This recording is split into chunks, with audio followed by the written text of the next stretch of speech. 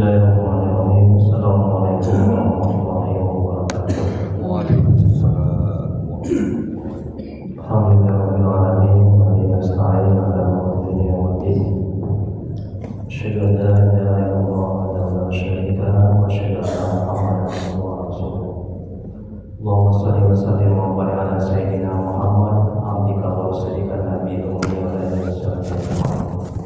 Rabbi shrah li sadri wa yassir li amri wa hlul 'uqdatam min lisani yafqahu qawli. Rabbana zidna ilma wa zidna fahma waj'alna minasy shalihin. Ya Allah, ya Rabb, ya Maha Pengasih lagi Maha Penyayang, ampuni ya Allah dosa orang tua kami, ampuni ya Allah dosa kami ya Allah, ampuni ya Allah dosa kaum muslimin dan muslimat al-ahya minhum wal amwat. Ya Allah, mudahkan kami mencari ilmu, mudahkan kami mempelajari ilmu, mudahkan kami ya Allah memahami ilmu dan mengamalkannya ya Allah. Ya Allah, berkahi majelis ini, berkahi rumah kami ya Allah. Amin ya rabbal alamin. Mari kita mulai kajian manajemen hati, manajemen kolbu, kita perhatikan karena Syekh Imam Ibnu Athaillah As-Sakandari, semoga Allah merahmati dan dengan membaca kalimat kita. Adapun maknanya kita dengar dari Muhammad SAW kepada sahabat-sahabatnya, kemudian kepada tabi'in, untuk guru-guru kita, untuk orang tua kita, sahabat kaum muslimin dan muslimat pada umumnya. Dan untuk Syekh Imam Ibnu Athaillah As-Sakandari. A'udzu billahi minasy syaithanir rajim. Bismillahirrahmanirrahim. Alhamdulillahi rabbil alamin. Ar-rahmanir rahim. Maliki yaumiddin. Iyyaka na'budu wa iyyaka nasta'in. Ihdinas siratal mustaqim. Siratal ladzina an'amta 'alaihim ghairil maghdubi 'alaihim waladdallin. Amin. Inna anta maqsudi wa idzaka matlubi ya Allah. Kalau yang kami tuju, ridhamu yang kami cari. Amin ya rabbal alamin. Bapak Ibu jemaah kemarin rahmati Allah Subhanahu wa taala. Syekh Imam Ibnu Athaillah As-Sakandari. Kita masuki hikmah yang ke-33. Nanti bagi yang belum mendapatkan hikmah yang kemarin, yang lalu, hikmah yang ke-32 bisa diambil setelah pengajian selesai. Syekh Imam Ibnu Athaillah As-Sakandari, semoga Allah merahmati dan melindunginya. Beliau mengatakan dalam kitab Al-Hikam, kalam hikmahnya, sebagian tanda berhasil pada segala kesudahan atau ketaatan kepada Allah ialah kembali kepada Allah pada segala permulaan. Kita lihat penjelasannya. Seseorang disebut berhasil ketika dia sampai pada tujuan. Dan yang dimaksud dengan permintaan yang tercapai adalah ketika permintaan itu terpenuhi dan dia sampai pada sesuatu yang dia inginkan. Maksud ungkapan Al-Imam Ibnu Athaillah adalah bahwa jika seseorang mempunyai cita-cita untuk mencari sesuatu dan dia ingin sampai pada tujuan dengan hasil akhir dan akhlak yang baik, akibat yang baik, maka kembalikanlah kepada Allah di awal permintaan dan tanggalkan segala daya dan kekuatan ini. Bu, apa kabar, sehat Bu? Alhamdulillah. Al-Imam mengajarkan kita, menasihati kita, kalau kita ada permintaan, keinginan, cita-cita, ya, nah, maka harus diawali dengan ketaatan kepada Allah, dengan beribadah, dengan bergantung bersandar kepada Allah, kepada rahmatnya. Jangan mengandalkan amal ibadah. Oh, aku sudah sholat tahajud, aku sudah banyak sedekah. Jangan. Kalau ibu bergantung bersandar kepada amal ibadah, amal sedekah, amal tahajud, ketika apa yang ibu inginkan tidak tercapai, ibu sakit hati, ibu stres, sengsara, menderita, bahkan akan berhenti beramal ibadah. Ini manajemen hatinya. Paham Bu? Jadi kita harus bergantung, bersandar kepada Allah, kepada rahmatnya dalam menginginkan sesuatu, dalam menghendaki sesuatu. Ini kata Imam Ibnu Athaillah. Dan sebaliknya, kalau ibu bergantung, bersandar kepada amal ibadah, amal tahajud, amal sedekah, ketika apa yang ibu inginkan tercapai, ibu akan ujub, bangga, sombong, takabur, dan tidak akan mau bersyukur kepada Allah, dan akan semakin jauh dari Allah. Karena apa? Karena ibu mengandalkan, bergantung, bersandar kepada amal ibadah. Oh, ini karena tahajudku, ya Pak Haji. Oh, ini karena amal sedekahku. Oh, ini karena kekuatanku, kehebatanku. Makanya anak-anakku ini jadi orang yang taat. Makanya terkabul doaku. Rusak amal ibadah. Paham Bu sampai di sini? Alhamdulillah. Tolong diamalkan. Yang berikutnya, lihat lagi Bu.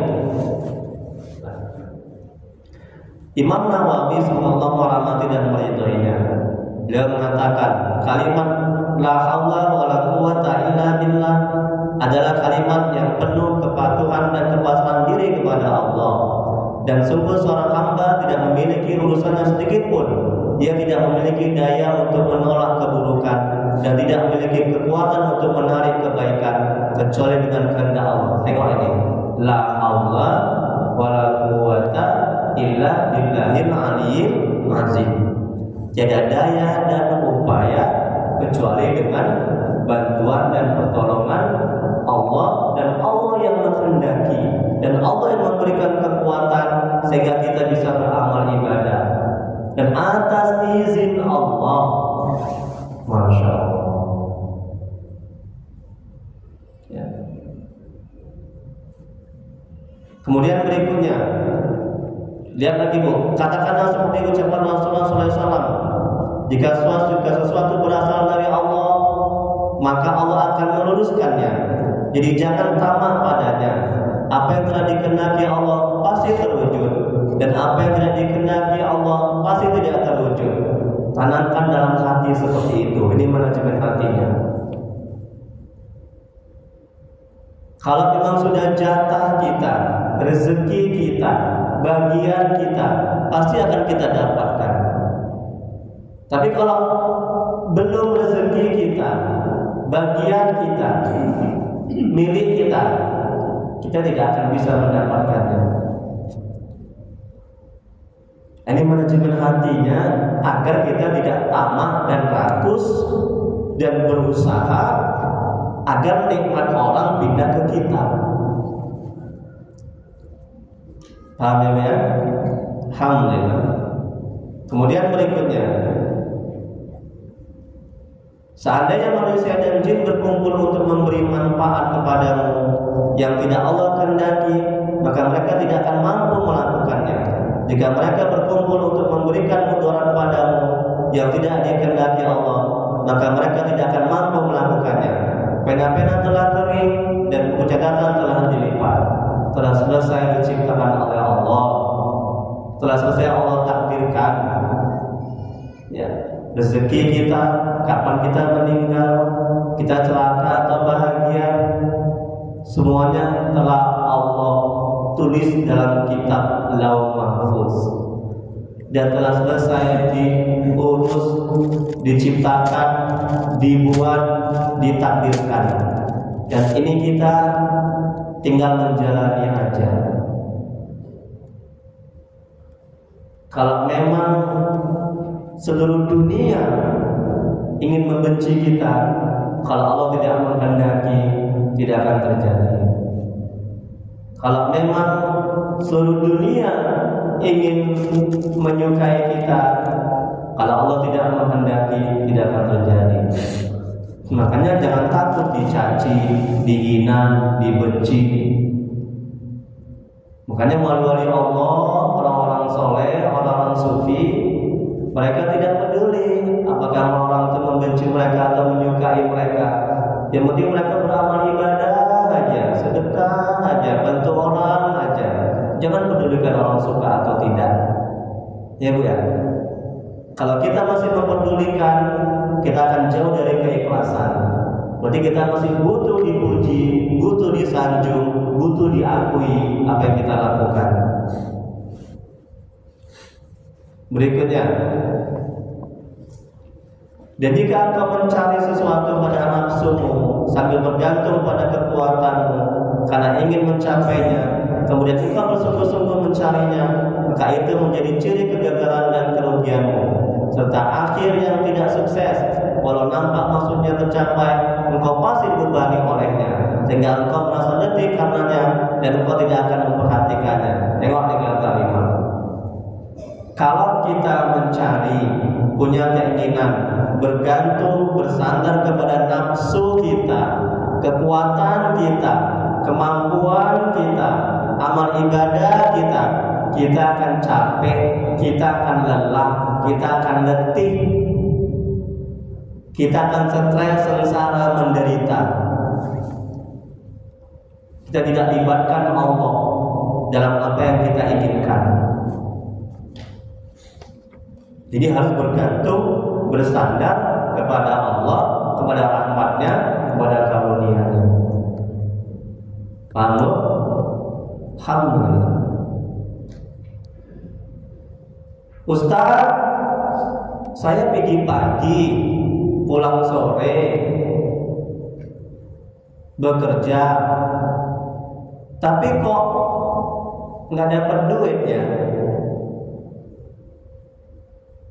Nah, ini akibat bergantung, bersandar kepada kerjaannya, kepada kekuatannya, kepada usahanya. Oh Ustaz, tengok Ustaz, saya pergi pagi, pulang sore, saya mendapatkan banyak uang. Ini akibat bergantung, bersandar kepada usahanya dalam mencari nafkah. Dan ketika belum dapat, dia akan stres, sengsara, menderita. Dan ketika sudah dapat, dia akan ujub, jumawa, bangga. Ya. Dia mengatakan, inilah hasil usahaku, inilah kerja kerasku, inilah berkatku. Jadi kita mencari rezeki itu bukan mencari rezeki, tapi menjemput rezeki. Rezeki sudah ada. Yang kita cari keberkahannya. Paham ya? Kan banyak orang tidak mencari rezeki, tidak keluar, tapi dia mendapat rezeki di rumah. Banyak kan? Itu artinya yang memberikan itu adalah Allah. Bukan karena hasil usaha kita, bukan karena kepintaran kita, kehebatan kita. Nah, ini manajemen hatinya. Agar apa? Agar kita tidak stres, sengsara, menderita ketika apa yang kita usahakan belum berhasil. Bukan tidak berhasil, tapi belum berhasil. Dan ketika berhasil apa yang kita usahakan, kita nggak akan merasa hebat, merasa mulia, merasa berjasa dan bangga. Dan kita akan bisa bersyukur kepada Allah. Dan kita akan semakin dekat dan mengenal Allah. Nah, ini manajemen hatinya. Ya, ibu masak di dapur, ya, jangan bergantung, bersandar kepada kemampuan ibu, kehebatan ibu, kepintaran ibu. Apalagi kalau misalnya dipuji, mama, masakan mamanya enak kali. Siapa dulu? Di kampung ini nggak ada yang hebat kecuali mama, Pak. Dan rusak amal ibadah. Berikutnya, Al-Imam Ibnu Athaillah mengatakan, Barang siapa yang bersinar di permulaannya, maka bersinar pula ujung perjalanannya. Maksudnya, bersinar di permulaan adalah memulai perjalanan dengan Allah. Ini yang dimaksud dengan bersinar permulaan. Memulai apa yang kita inginkan, apa yang kita cita-citakan, apa yang kita doakan dengan Allah. Apa yang dimaksud dengan Allah? Karena Allah, mengharap ridha Allah, menjalankan perintah Allah, dan menjauhi larangan Allah. Mencarinya dengan Allah. Jangan bergantung bersandar kepada kehebatan, kemampuan, kepada amal ibadah, dan bergantung padanya. Terus hati bersandar, bertawakal, berserah. Ya, ketika kita berusaha, ketika kita menjemput rezeki. Kemudian berikutnya, Allah berfirman dalam Al-Quran, apa kata Allah, dan orang-orang yang berjihad untuk mencari keridhaan kami, benar-benar akan kami tunjukkan kepada mereka jalan-jalan kami, dan sesungguhnya Allah benar-benar beserta orang-orang yang berbuat baik. Quran surah Al-Ankabut ayat 69. Ini janji Allah.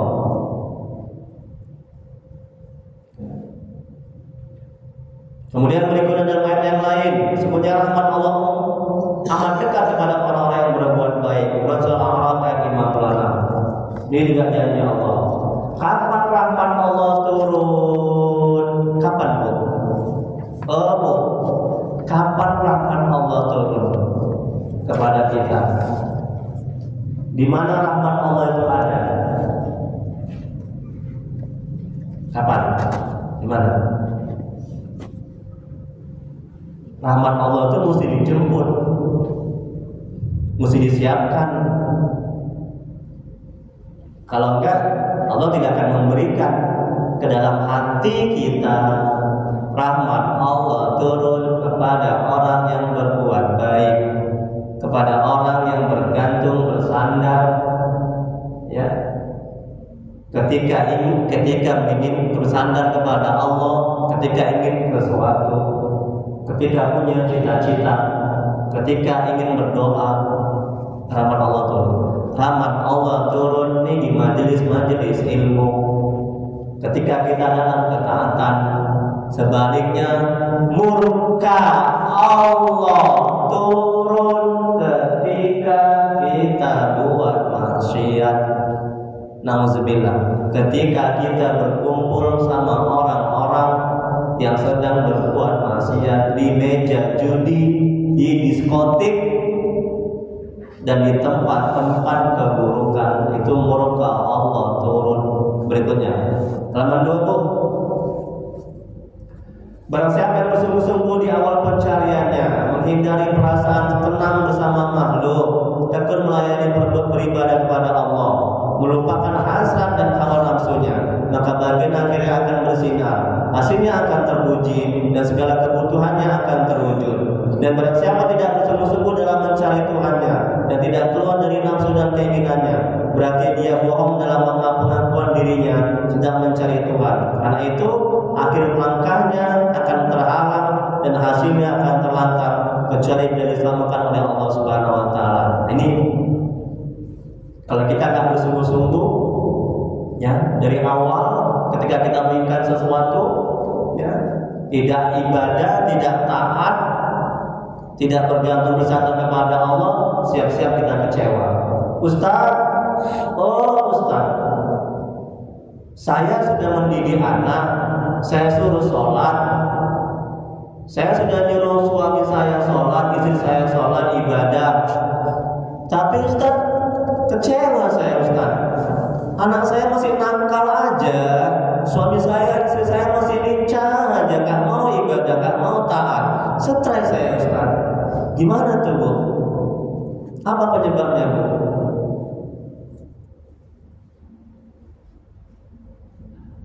Bu?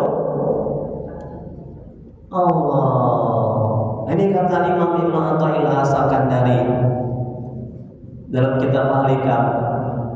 Ini akibat dia bergantung bersandar kepada amal ibadahnya, kekuatannya, kehebatannya, ilmunya. Dia tidak bergantung bersandar kepada Allah, kepada rahmatnya. Jadi ketika anaknya, suaminya, istrinya belum baik, dia stres, sengsara, menderita. Ini akibatnya. Makanya ini penting, Bu. Lama jadi ustaz, banyak yang curhat. Itu ada selalu. Ini kalau nggak ngaji alika manajemen hati, hidupnya nggak akan selamat dunia akhirat. Kalau dia mengaji alika manajemen hati, dia terampil, dia pintar menata hatinya, dia nggak akan mudah stres, kecewa, sakit hati ketika apa yang dia inginkan tidak terjadi, dan ketika apa yang dia inginkan terjadi. Menata hati. Jadi Bu, keselamatan seseorang dunia akhirat bergantung sejauh mana dia terampil, dia pintar menata hatinya. Makanya belajar manajemen hati. Kalau nggak belajar, mudah kecewa, mudah sakit hati, mudah putus asa. Nauzubillah. Karena semuanya itu bergantung kembali kepada hati. Paham ya, Bu ya?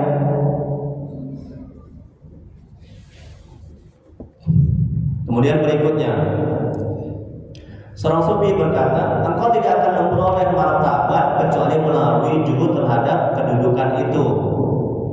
Kedudukan apa? Jadi barang siapa mencari keistimewaan, maka dia menjadi hamba keistimewaan, meluputkan bagiannya dari Allah sampai dia bertobat. Dan barang siapa menjadi hamba Allah, maka dia pasti memperoleh bagian ibadahnya dan keistimewaan menghampirinya tanpa perlu melirik dan menghampirinya. Jadi sekali lagi, kalau kita ada hajat, ada cita-cita, ada keinginan, ada tujuan, ada doa, kembalilah kepada Allah di awal permintaan, di awal keinginan. Ya, jalankan ketaatan ibadah, jauhi maksiat, ya. Kemudian bergantung bersandar kepada Allah, kepada rahmatnya, kepada karunia-Nya. Jangan bergantung bersandar kepada keinginan kita. Ketika kita punya hutang, Bu, ketika kita punya hutang, selalu aja sering kita bersandar bergantung. Ya, lunas hutangku, lunas hutangku, lunas hutangku, lunas hutangku, lunas hutangku. Ini nggak baik. Pamuk, terima kasih Pak Haji. Semoga Allah selalu Pak Haji. Ini apa? Ya Bu ya. Ketika kita ada keinginan supaya anak itu soleh, ya kita berdoa, selalu kita bergantung bersandar, anakku soleh, anakku soleh, anakku soleh, anakku soleh. Itu nggak baik. Dalam meminta, ya, dalam meminta, lisan mengucapkan ya Allah, beri kesolehan sama anakku ya Allah. Udah Bu. Hati bergantung bersandar kepada Allah, kepada rahmatnya, kepada karunia-Nya. Jangan hati bergantung bersandar terus ingat anak soleh, anak soleh, anak soleh. Ketika anak belum soleh, ibu akan stres, sengsara, menderita. Ketika anak soleh, ibu akan ujub, bangga, dan sombong. Oh, siapa dulu mamanya? Kalau nggak karena doaku, kau bejat kau. Aku. Allahnya kemana? Paham Bu? Ibu kok telekongnya ini aja. Sibuk kali kau. Wahai aja kau, sakit hati. Ibu gonta ganti aja nih telekongnya. Kredit ya. Mulut kau cewek kali kau, sakit hati. Ini karena tak terampil menata hati. Ini karena dia bergantung bersandar kepada kehebatannya, kepada hartanya, kepada uangnya, ya, kepada kekuatannya. Dia tidak bergantung bersandar kepada Allah, kepada Allah. Gampang sakit hati, gampang dendam, susah untuk memaafkan.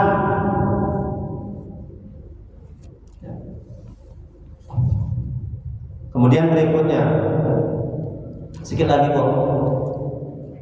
Mesti tanya jawab. Berkata syair, apabila engkau tidak dibantu Allah pada apa yang dituju, maka tidak ada jalan bagi makhluk kepadanya. Maka jika Allah tidak menunjukkanmu setiap jalan, engkau akan sesat. Meskipun bintang-bintang di langit menjadi dalil dan petunjuk jalan. Tengok, kalaupun ya apa yang ibu inginkan, apa yang ibu cita-citakan, ya apa yang ibu doakan, ibu dapat, ya udah, maka tidak ada keberkahan, tidak ada kebaikan apa yang ibu dapat.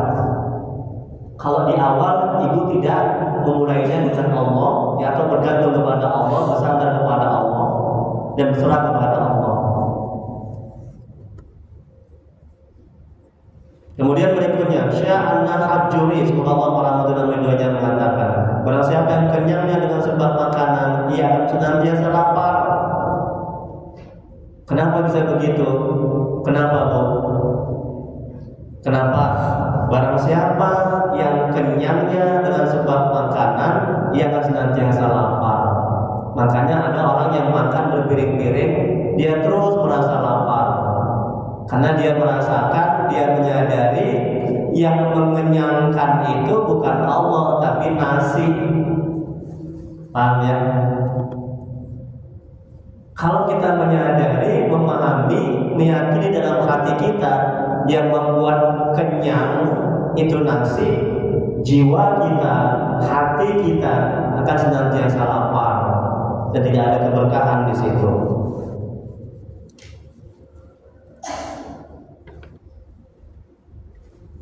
Kalau kita menyadari hati kita, menunjukkan hatinya, memahami yang membuat anak pintar dan baik itu adalah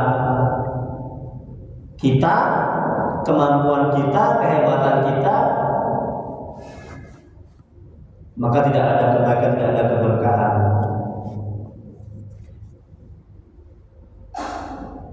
Tapi yang mengenyangkan adalah Allah. Makanya sebelum makan kita baca Bismillahirrahmanirrahim. Setelah makan kita mengucapkan Alhamdulillah. Itu artinya apa? Itu untuk menyadarkan hati kita, kita bisa makan karena bantuan Allah, pertolongan Allah, dan rezeki dari Allah, dan Allah yang membuat dan menggerakkan sehingga kita bisa makan. Dan kita ucapkan Alhamdulillah setelah makan. Itu artinya apa? Untuk menyadari, memahami dalam hati akal pikiran kita bahwa yang membuat kita kenyang, membuat kita kuat lagi bisa beribadah, itu adalah bukan nasi, bukan ayam, tapi Allah Subhanahu wa Ta'ala. Paham Bu? Tolong diamalkan. Jangan sekedar makan, jangan sekedar minum. Ya. Libatkan Allah dalam setiap aktivitas. Kita tidak akan pernah kecewa, sakit hati, dan stres, sengsara, menderita. Kemudian berikutnya, apa kata Syekh An-Nahajuri? Barang siapa yang kayanya dengan sebab harta, ia senantiasa miskin. Bu, banyak orang kaya, harta, pangkat, jabatan, tapi tapi jiwanya miskin, hatinya miskin, tamak, rakus, kurang, betul kan? Akhirnya mereka masuk penjara. Ya. Rasulullah SAW bersabda, kaya itu bukan kaya harta, kaya itu adalah kaya jiwa, kaya hati. Ustaz, apa yang dimaksudkan kaya hati? Kaya hati adalah hati itu bersih, hati itu bertawakal kepada Allah, hati itu ridho kepada Allah, hati itu dekat dan mengenal Allah, hati itu merasa cukup apa yang ada dan tidak menginginkan apa yang tidak ada. Bu, kalau kita hidup selalu menginginkan apa yang tidak ada, streslah kita. Betul kan? Sebaliknya, kalau kita hidup ya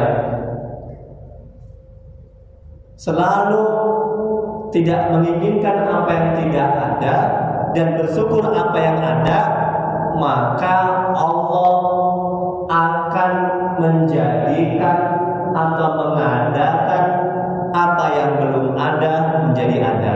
Betul? Apa dalilnya Ustaz? La in syakartum la azidannakum wa la in kafartum inna azabi lasyadid. Kalau kau bersyukur, aku tambah, aku beri, aku adakan dari yang gak ada menjadi ada. Betul?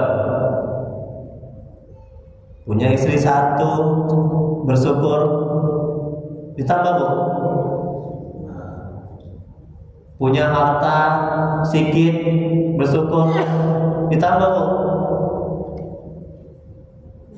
Punya rumah, ngontrak, bersyukur,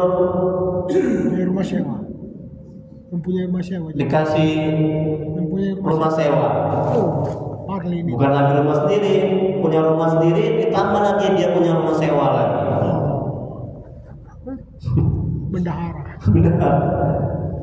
Berikutnya bu, barang siapa tujuan selain Allah pada mencapai keperluannya, dia senantiasa diharapkan dari maksudnya. Dan barang siapa mengharapkan pertolongan selain Allah pada pekerjaan yang dihadapinya, maka dia senantiasa akan hina.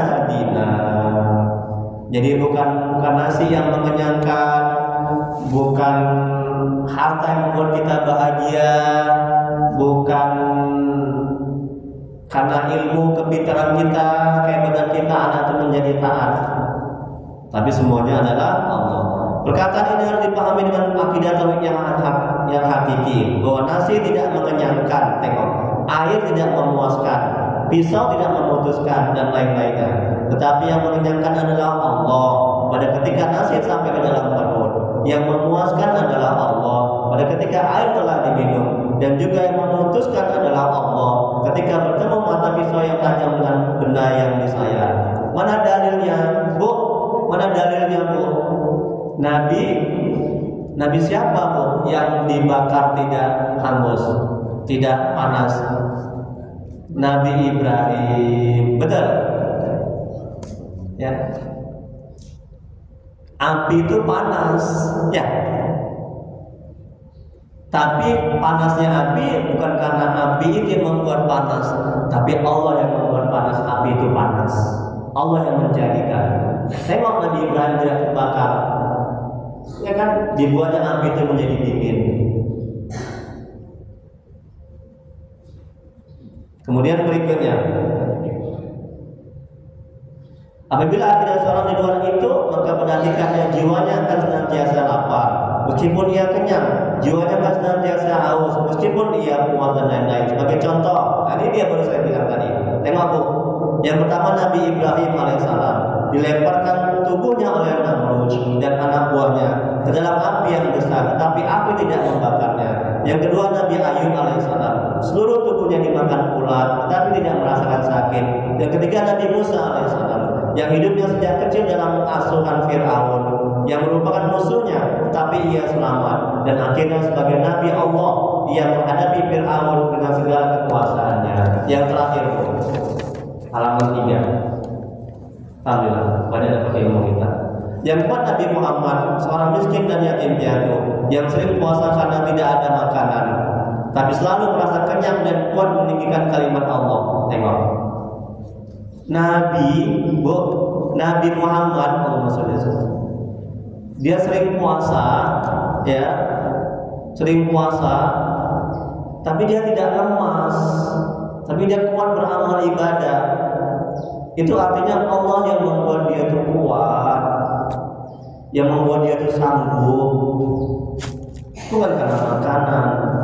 Seorang arif berkata, siapa yang menyangka bahwa ia akan dapat mencapai kepada Allah dengan perantara suatu selain Allah, pasti akan putus karenanya dan sampai dalam ibadahnya bersandar pada kekuatan dirinya, maka diserahkan oleh Allah kepada kekuatannya dirinya, yakni hanya sampai di situ saja dan tidak dapat mencapai bagian-bagian yang hanya dapat dicapai dengan tawakal dan menyerahkan diri kepada Allah. Nih, ya, kalau dia ingin sesuatu, ada punya cita-cita, ada punya keinginan kehendak, maka kalau dia bersandar bergantung kepada kekuatannya, kemampuannya, dia tidak akan bisa sampai kepada Allah. Kalaupun misalnya sampai keinginannya terwujud, tidak ada kebaikan, tidak ada keberkahan di situ. Bila kita ingin berhasil selanjutnya dalam keperluan dunia maupun keperluan akhirat dan kesudahan yang baik dunia dan akhirat, mulailah dengan Bismillahirrahmanirrahim. Maksudnya dengan pertolongan Allah, bantuan Allah, tawakal kepada Allah. Sebaliknya, bila kita lalai bahwa keberhasilan itu berasal dari pertolongan Allah dan bantuan Allah, dan bila hanya mengandalkan kemampuan kita, kecerdasan kita, hal ini dianggap masih rugi di sisi Allah. Tengok kata 5, masih rugi di sisi Allah, masih tidak ada kebaikan. Contoh lainnya, ketika memasak, ibu-ibu ini memasak di dapur. Ketika memasak, hati sadar dan ingat bahwa hakikatnya ini merupakan kekuatan, izin dan kehendak Allah. Kemudian tangan mengangkat panci, hati ingat dan sadar bahwa tangan bergerak dengan kekuatan dan izin dan kehendak Allah. Maka masakan itu menjadi masakan yang terpuji dan diridhai Allah Subhanahu wa taala, dan makanan itu menjadi makanan yang berkah. Apabila kita menuntut dan menghendaki sesuatu dan kita berpegang atas Allah, menyerahkan perkara kepada Allah, maka yang demikian ini tanda berhasilnya kesudahan dan berhasilnya apa yang kita tuntut. Bu, kalau ibu masak di dapur, ya, nah sadarkan dalam hati akal pikiran ibu ini, manajemen hatinya agar masak ibu itu, kegiatan ibu itu, kerja ibu itu menjadi amal ibadah, dan ibu bisa dekat dan mengenal Allah. Ya, dan ibu nggak sakit hati dan kecewa ketika apa yang ibu usahakan, masakan ibu tidak dipuji, tidak dimakan oleh bapak. Ini kata Imam. Apa katanya? Sadarkan dalam hati bahwa ibu bisa masak di dapur itu merupakan atas izin Allah, kehendak Allah. Allah yang memberikan kekuatan sehingga ibu bisa memasak di dapur. Sehingga apa yang ibu lakukan menjadi amal ibadah, Allah ridho. Dan ketika apa yang ibu lakukan tidak dipuji, tidak dihargai, ibu tidak sakit hati, tidak kecewa. Berikutnya, ketika kita hendak menuntut ilmu, dari rumah baca Bismillahirrahmanirrahim. Maksudnya dengan pertolongan Allah dan daya upaya Allah yang Maha Pengasih dan Penyayang, kita pergi menuntut ilmu. Ini artinya mulai dengan Allah. Bila sampai ke majelis ilmu, maka ilmu yang kita terima akan berkah, bermanfaat dan bisa kita amalkan. Karena permulaannya mulai dengan kekuatan, izin dan kehendak Allah. Begitu juga kalau kita ke masjid, sholat dan menuntut ilmu, kita baca Bismillahirrahmanirrahim. Mau masak, kita baca Bismillahirrahmanirrahim. Ya, sadarkan dalam hati kita bisa menuntut ilmu, kita bisa ibadah karena bantuan Allah,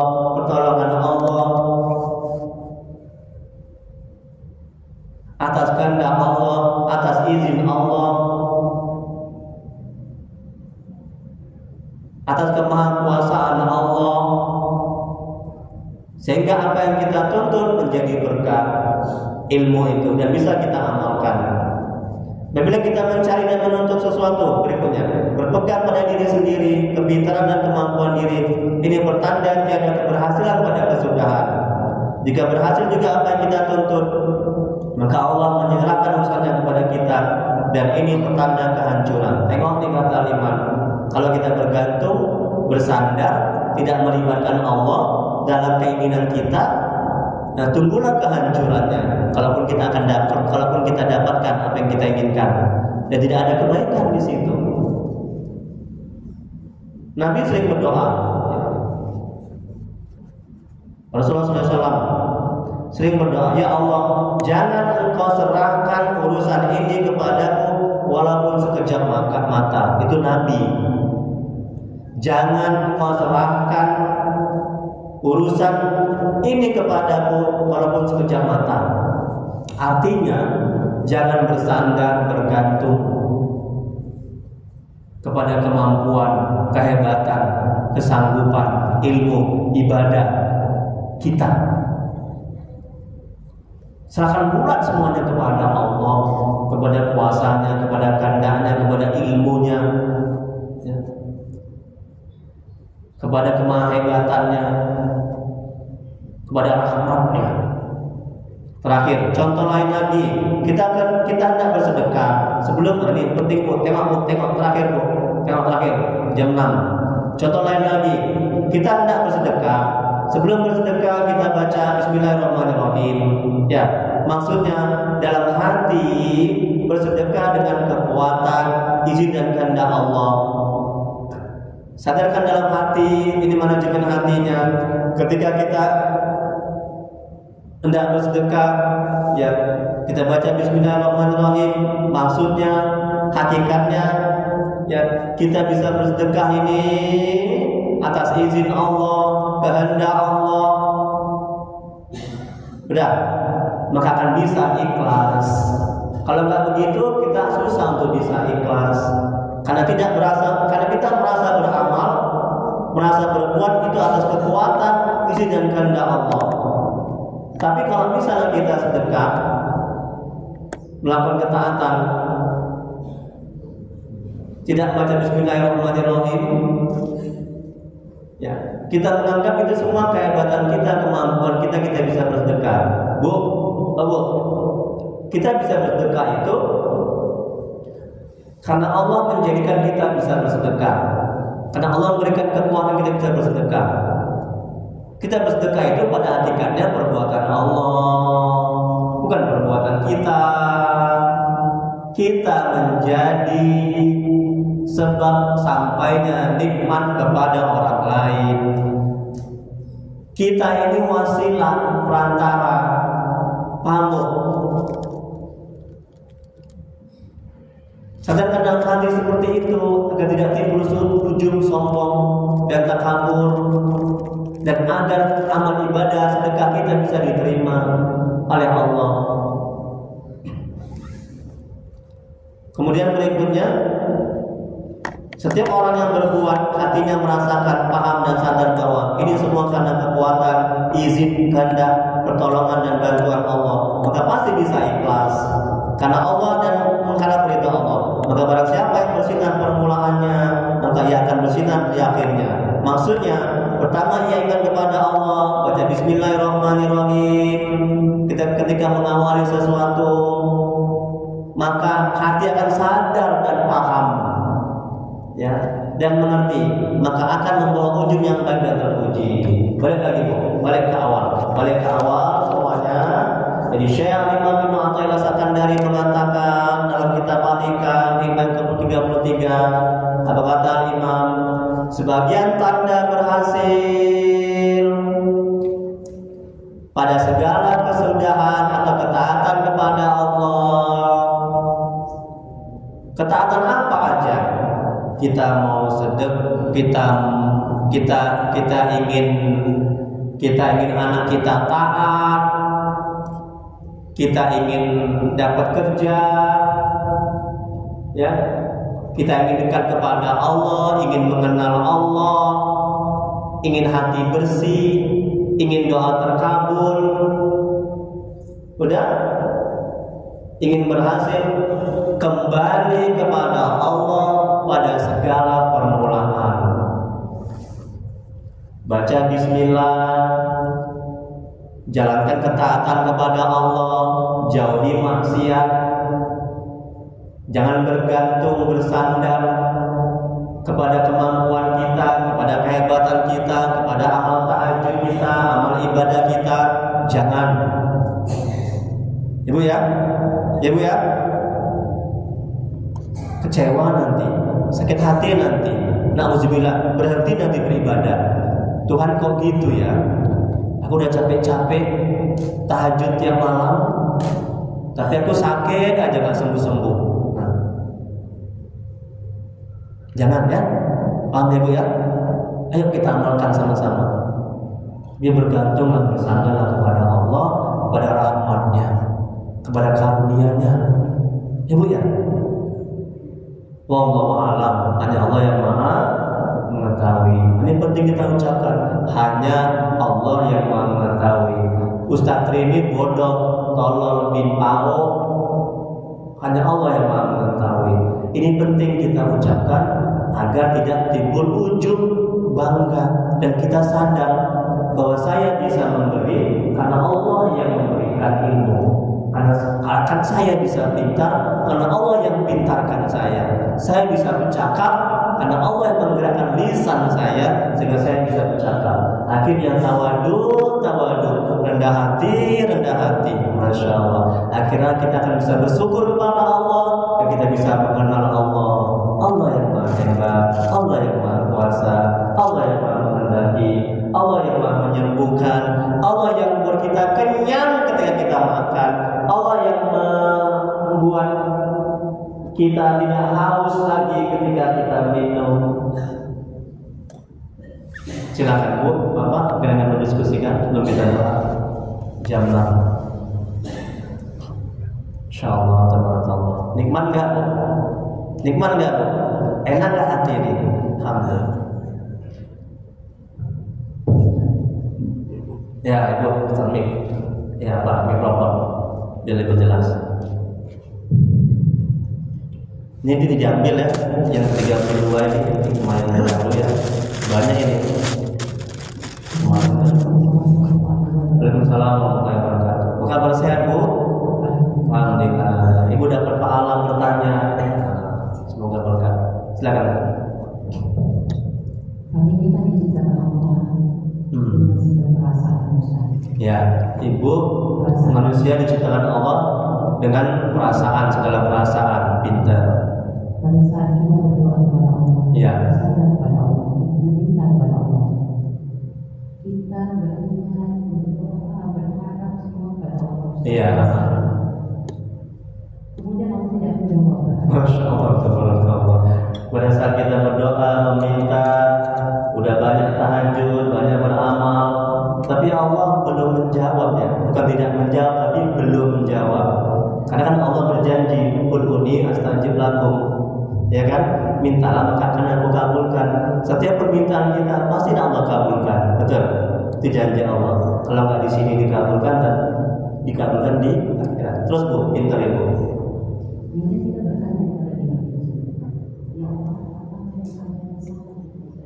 ya Allah, apakah Ya Allah, apakah saya salah? ada yang salah pada diriku? Betul. Apa maksud Allah itu Ustaz? Masya Allah, tabarakallah. Saya ingin jawabannya. Iya, Masya Allah. Bagus ya Bu ya. Terima kasih Bu ya. Semoga Allah ya. Ini saya pertanyaan dulu. Yang kedua. Bentar Bu. Satu dulu ya, biar saya nggak lupa. Iya, saya senang ya. Karena apa? Karena saya bisa dapat tambahan pahala. Kalau nggak bertanya, kan nggak bertambah pahala. Ya kan nggak bertambah ilmu. Ketika kita berdoa, ya,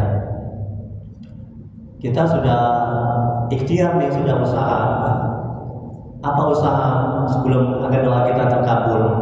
Kita banyak ketaatan, banyak sedekah, banyak tahajud, ya kan?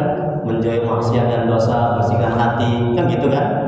Nah, kemudian kita meminta kepada Allah, ya Allah, buat anakku supaya taat, rezeki. Nah, tapi Allah bukan tidak ya. Kalau tidak kan tidak ada lapang, tidak mungkin tidak. Tapi Allah belum mengabulkan. Nah, kemudian kita katakan dalam hati, ya Allah, apa yang salah sama diriku? Ya, sehingga doaku belum terkabul. Ya, ini bagus sekali ini seperti ini. Ya, bagus sekali. Ya, supaya bisa diamalkan. Jadi kita harus evaluasi, introspeksi diri. Kenapa doa kita belum terkabul? Karena syarat-syarat dari doa itu sudah kita laksanakan, kan? Kan kalau syaratnya sudah kita laksanakan, kan mustahil tidak terkabul. Kan begitu kan? Misalnya kalau kita mau masuk PNS misalnya, syaratnya sudah kita laksanakan semuanya. Ya soal kita kan masuk PNS.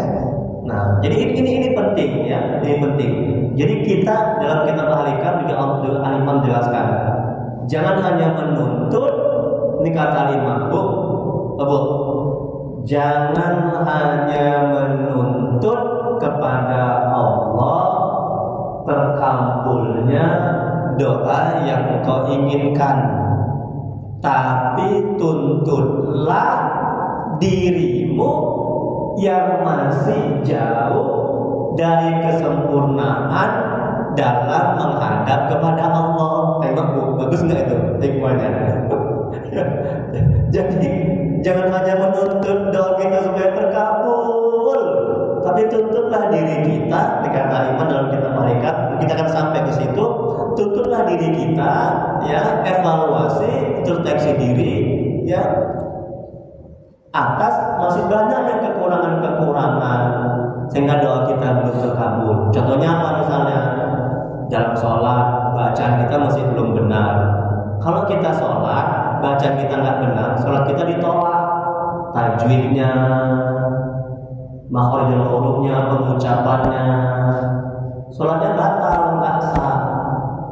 Makanya belajar Al-Quran, tajwid itu satu. Kemudian makanannya mungkin ada yang haram. Yang ketiga, kita ada yang gak ikhlas, ada yang menzalimi orang, nyakiti orang. Atau berikutnya kita dalam berdoa itu mungkin, ya Allah beri aku rezeki, tapi hati kita kemana-mana, kita gak khusyuk. Atau kata Imam kajian tadi, hati akal pikiran kita bergantung kepada kekuatan kita, kehebatan kita, tidak kepada Allah ketika berdoa.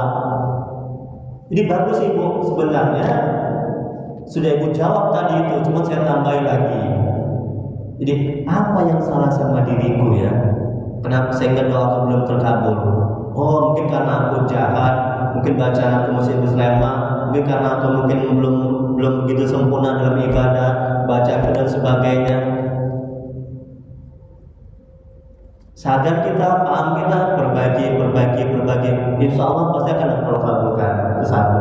Yang kedua, terkadang Allah memberi itu tidak pada apa yang kita minta dan untuk kemaslahatan kita. Misalnya kita minta kereta supaya apa? Supaya bisa pergi ke masjid misalnya. Tapi Allah kasih sepeda. Karena kalau Allah kasih kereta, kita akan lihat. Kita belum mampu mengemban amanah. Sepeda. Tidak Allah kasih sepeda supaya apa? Supaya kita nggak begitu liar. Itu contoh. Jadi Allah kasih yang berupa yang lain gitu. Itu kedua. Yang ketiga, kalau apa yang kita minta Allah belum kabulkan di dunia, Allah akan kabulkan di akhirat. Sesungguhnya Bu, pengabulan Allah di akhirat itu lebih bernilai, lebih berharga, lebih bermanfaat ketimbang pengabulan di dunia. Tapi nafsu kita kan inginnya segera dikabulkan di dunia, betul? Dan kan inginnya apa yang kita minta itu terkabul, dikasih, betul? Karena Allah bilang dalam Al-Quran, boleh jadi engkau menginginkan sesuatu, padahal itu amat buruk bagimu. Dan boleh jadi engkau tidak menyukai sesuatu, dan itu amat baik bagimu. Allah mengetahui, kita nggak tahu, tapi terkadang kita sok tahu apa yang kita minta itu yang terbaik buat kita, betul? Itulah nafsu. Jangan. Serahkan semuanya kepada Allah. Apa yang terbaik menurut Allah untuk kita, bukan yang terbaik untuk kita. Karena yang terbaik untuk kita itu belum tentu baik menurut Allah. Masya Allah. Enak nggak Bu? Bagus nggak? Jadi kalau kita minta anak supaya soleh, supaya taat, serahkan semuanya kepada Allah. Berserah. Anak belum baik, bagus nggak? Baik nggak? Anak belum soleh, baik nggak? Saya tanya ibu. Anak belum soleh itu baik. Suami istri belum soleh, belum mau sholat itu baik. Kenapa baik? Pintar. Kalau anak belum taat, suami istri belum taat, membuat kita itu semakin dekat dan mengenal Allah, membuat kita rajin berdoa, membuat kita rajin sedekah, membuat hati kita bersih, itu kan baik. Semua ketentuan Allah, semua takdir Allah, nggak ada yang buruk, betul. Semuanya baik. Kalau kita bisa menyikapi dengan sikap terbaik kita, amin ya. Enak kan Bu? Nah, jadi kalau suami belum taat, anak belum taat, baik ya Bu ya? Yang benar. Jadi kalau diuji Ibu nggak sanggup. Insya Allah ya Bu ya. Udah belajar ahli kalkot manajemen hati. Nggak ada duit, baik. Disakiti, baik. Dizolimi, baik. Ini ada COVID ini kan, COVID baik. So, itu semua Allah yang buat pada hakikatnya. Allah yang menentukan, Allah yang menghendaki atas izin Allah. Semuanya baik. Kalau itu membuat kita itu semakin dekat dan mengenal Allah, kalau membuat kita itu semakin bersiap kita. Yang kedua tuh, hati kita ini kan Ustaz selalu dipengaruhi oleh nafsu. Hati kita Ustaz selalu dipengaruhi oleh nafsu. Pintar. Ada dua yang mempengaruhi, yang merusak, setan dan hawa nafsu. Itu yang selalu membuat hati kita ini rusak. Terus. Jadi Ustaz bagaimana bukan apa yang akan kita lakukan, apa yang akan kita kerjakan supaya hati ini kuat menjadi setan dan nafsu itu menjadi pagar hati kita ya Ustaz. Masya Allah. Tidak terterus dengan setan dan nafsu dasar. Pintar, bagus pertanyaannya Ustaz. Ya, hati kita ini kan selalu digoda, selalu diarahkan, selalu dirusak oleh setan dan hawa nafsu. Betul, ini musuh ini. Saya tanya sama ibu, sekarang hati ibu tenang atau nggak tenang? Tenang kan? Kenapa hati ibu sekarang bisa tenang? Alhamdulillah, karena ibu sekarang lagi mengingat Allah. Kan di majelis ini kan. Nah, sekarang ini setan ya hanya bisa lihat-lihat dari kejauhan, hanya bisa lihat-lihat. Udah, nafsu ibu sekarang, nafsu ibu lagi tertekan. Itu nafsu amarah. Kan sifat nafsu ada 3, nafsu amarah, nafsu lawamah, nafsu mutmainnah. Yang ada sekarang sama ibu ini nafsu mutmainnah.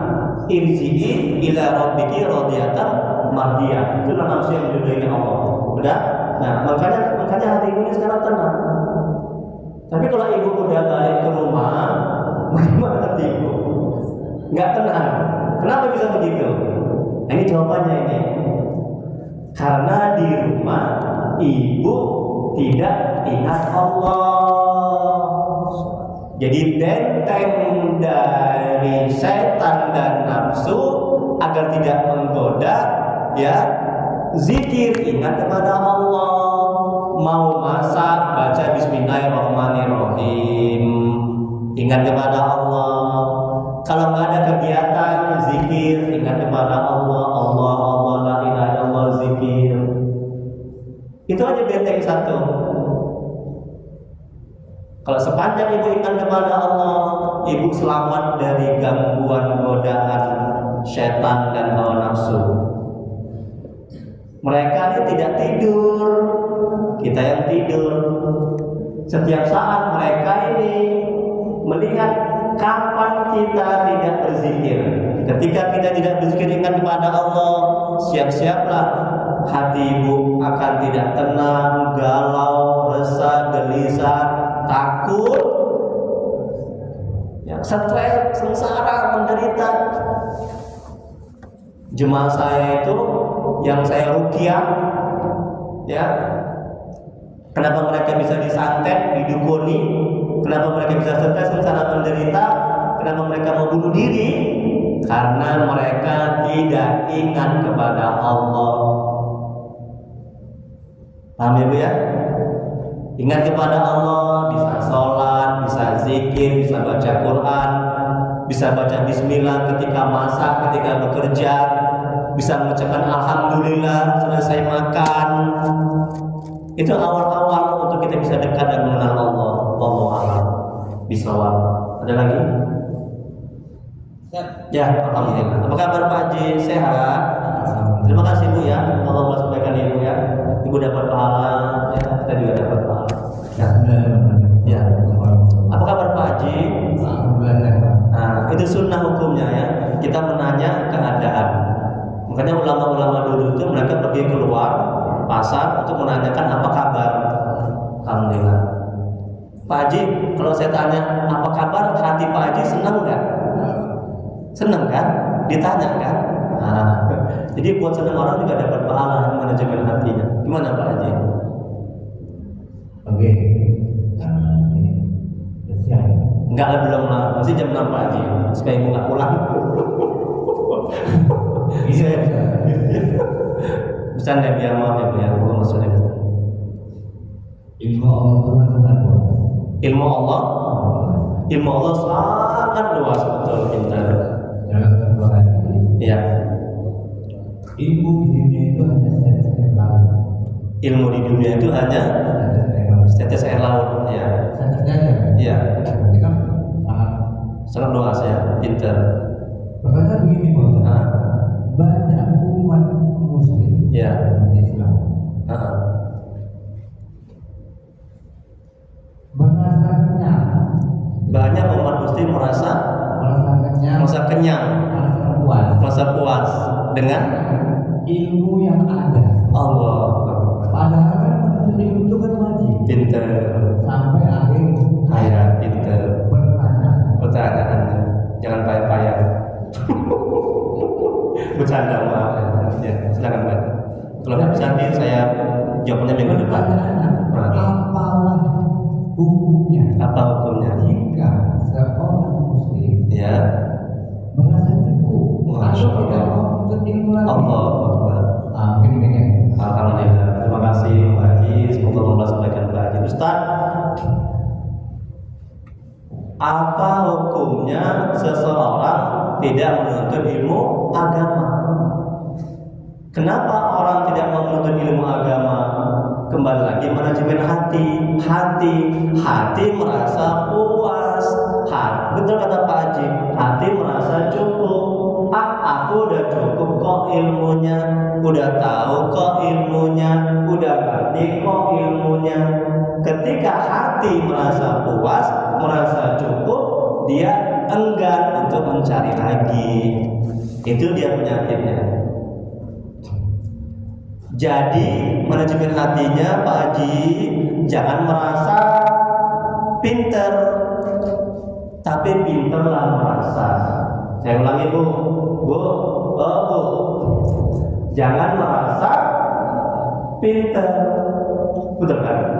Tapi pinterlah merasa. Ya. Oh, gimana itu Ustaz? Alhamdulillah. Berarti Pak Haji udah pintar. Kenapa? Karena Pak Haji bertanya. Ya. Saya ulangi lagi. Ibu paham kan? Jangan merasa pintar, tapi pintarlah merasa. Bisa jelaskan Bu?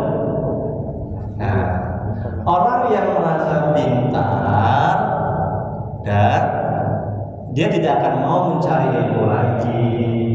Ya, dia nggak mau bertanya. Sudah merasa cukup ilmu ke dalam hatinya, sudah merasa tahu. Ya, tapi pinterlah merasa, jangan merasa pintar. Kalau pintar merasa, sadar dalam hatinya, oh iya, ilmuku masih sedikit, aku masih banyak nggak tahu, masih belum paham, aku masih bodoh, tolol, bimpang. Tapi orang zaman sekarang banyak yang merasa pintar dan sedikit yang pintar merasa hatinya nggak peka. Jadi bagaimana hukumnya Ustaz? Menuntut ilmu itu wajib.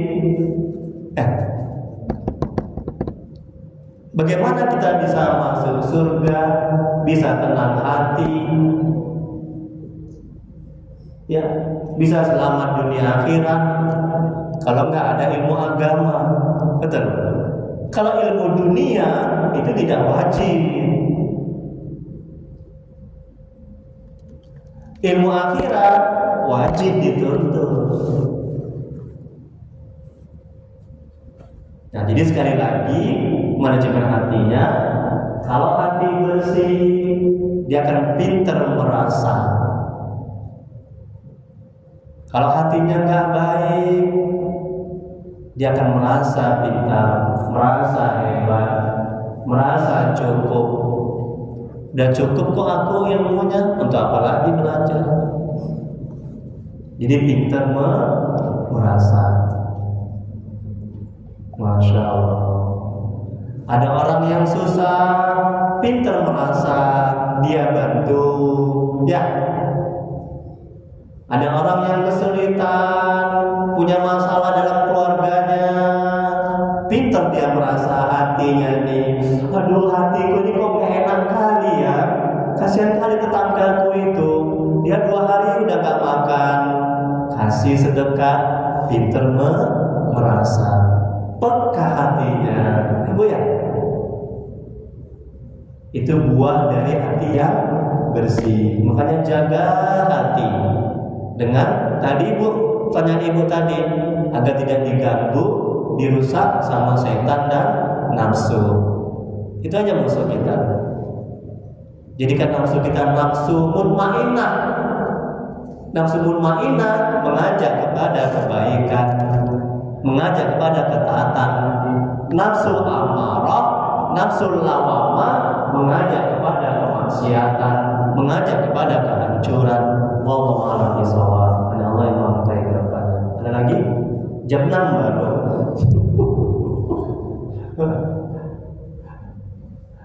Kalau nggak ada ditutup sama Pak Haji. Tutup Haji. Ada tutupan? Langsung doa. Doa ya Bu ya. Ya, astagfirullahaladzim.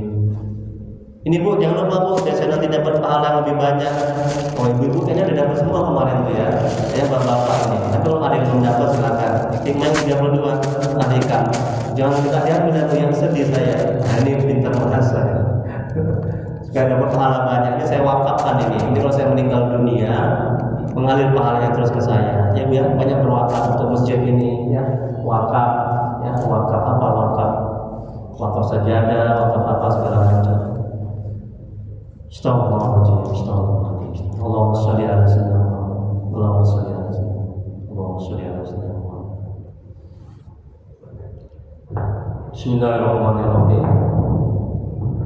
Alhamdulillahirabbil alamin, hamdan yufi ni'amahu wa yukafi mazidah. Ya Rabbana lakal hamdu kama yanbaghi li jalali wajhika wa 'azimi sultanik. Allahumma sholli ala sayyidina Muhammad wa ala sayyidina Muhammad. Ya Allah ya Allah ya Rahman, bertawassul kepada-Mu ya Allah. Wasilah berkat kemuliaan Muhammad sallallahu alaihi wasallam dan sahabat. La ilaha illa subhanaka inna kunna minaz zalimin. Ampuni ya Allah dosa orang tua kami. Ampuni ya Allah dosa orang tua kami telah mendahului kami. Jauhkan mereka dari siksa kubur. Jadikan kuburan mereka taman-taman surga.